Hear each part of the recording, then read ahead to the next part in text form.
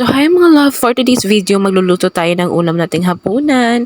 So by the way mga guys, nakapagluto na tayo ng adobong manok na pinatuyo. So this time naman, magluluto tayo ng adobong baboy na pinatuyo naman.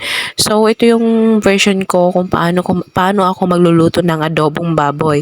So first thing first is hiniwa ko muna yung mga dapat hiwain. So ang una kong hiniwa is yung baboy kasi may binili si ate na parang pang-liempo ata ng style niyan na hindi pa nakahiwa. So, ayun ang kasama niyan. May hinaluan ko din pala ng mga buto-buto para din masarap. So, hindi na first time sa akin to magluto ng ganito. Matagal na ako nakapagluto ng ganito, mga love. Kaso, hindi ko lang na-videohan kasi this time lang na ako nag-film. So, ang sinunod ko ay niligpit ko muna, pinasok ko muna sa ref yung mga sobrang baboy kasi unti lang yung niluto ko kasi ilalang din dapat kami kayon kakain. Tapos sa pagkatapos yan, hiniwa ko na sibuyas at saka mas maganda mga love, mga mare, mas maganda pag maraming sibuyas at saka bawang. Ako kasi ngayon nagtipid kasi wala na, ubusan na pala kami ng sibuyas, bawang pala. Nanghingi na ako kay auntie ng sibuyas niyan. And then, pagkatapos yan, ready ko na din yung para makapagluto na tayo kasi anong oras din yan. So, kapag ako nagluto ng unti lang yung mantika na nilalagay ko kasi yung may baboy natin ay napakaraming mantika, lalabas yung mantika ng baboy. Masyadong marami yung mantika ng baboy. And then mamaya isalagyan ko na siya ng mantika. So, mamaya, hindi ko pala siya lalagyan ng tubig mga love kasi yung baboy natin ay naka-frozen. Buti na lang nilabas ko siya kaninang alas 4 ng hapon para naman hindi masyadong frozen yung ating lulutuin na Nagmamadali na nga ako niyan at saka may bata pag naghihintay para naman makakain ng ating adobong baboy.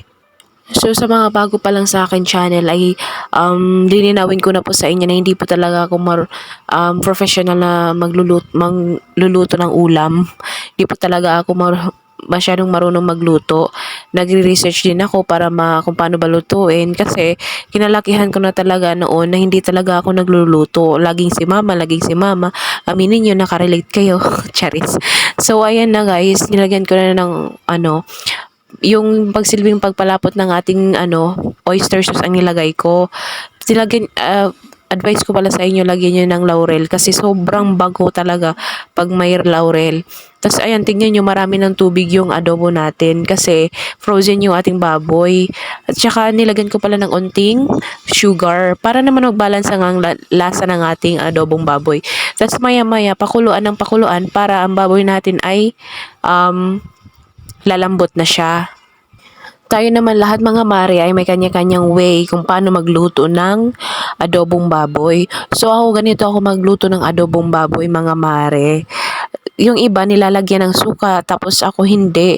Hindi ko alam kung bakit. Pati din sa manok, hindi ako naglalagay ng suka sa adobong manok. Kahit saang adobo, hindi ko nilalagyan ng suka. Ewan ko kung bakit. Kasi kahit naman di ko lagyan nakukuha ko naman din yung lasa na gusto ko. At saka kanya-kanya naman tayo kung paano natin lutuin yung ulam natin. So ayan, nilipat ko yung camera ko kasi nagsaing din ako niyan kasi nakalimutan ko magsaing anong oras na, hindi pa pala ako nakapagsaing.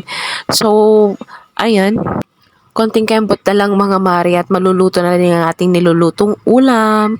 So, unti lang yan niluto ko kasi ilan lang naman kaming kakain ngayon. Kasi sabi ng asawa ng kapatid ko na hindi daw sila kakain dito sa bahay. So, ayan. So, 2 taka lang na bigas ang dinagdag ko mga mari. So, maya-maya ipakita ko sa iyo ang finished product ng ating adobong baboy na pinatuyo. Must try talaga mga mari kasi sobrang sarap nito. Tingnan nyo. Wala na siyang masyadong tubig. Tapos maya-maya, maya-maya nyo napatayin yung apoy, mas marami pa kasi ata yung niyan, yung sabaw niya. Mas gusto ko kasi yung unti lang matira talaga. Yung tuyong-tuyo talaga. Diyos ko mga mari, yung anak-anakan ko hindi na umuwi. Dahil naamoy niya, nung pauwi na siya, nakadaan siya sa bahay, nagtanong siya kung anong ulam yung mama Tere. Sabi ko, adobo mamaya na ako, kakain muna ako. Diyos ko, favorite niya talaga yung adobo kung alam niyo lang mga mare.